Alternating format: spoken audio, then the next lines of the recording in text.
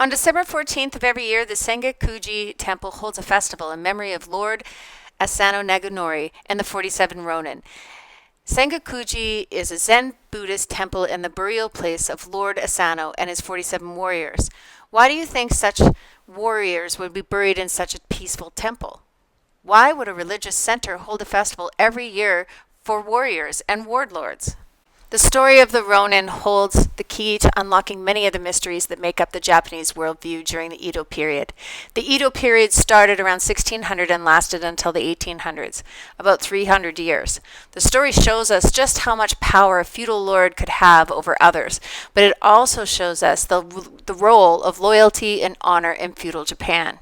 In a feudal society, royalty, noble families, and landowners provided protection and leadership to tenants in exchange for loyalty and service.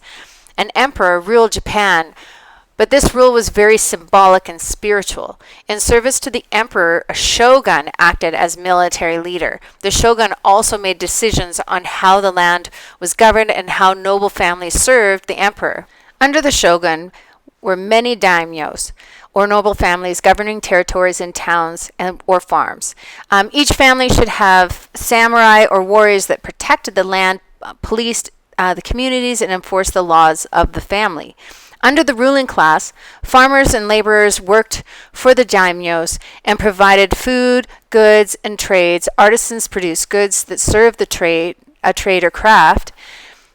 Merchants were considered underneath all those other groups because they did not produce goods themselves. So instead, they sold or traded the work from the farmers and artisans. These groups made up the peasant class. Another group came under the peasant class. The shunned groups of the community were outcasts, criminals, or the Ainu. Butchers and leather tanners were outcast because much of their work was considered unclean. The Ainu people lived mostly in the northern islands. The Ainu kept to an indigenous way of life that came before Japanese feudalism. The Japanese often treated the Ainu as outsiders or foreigners.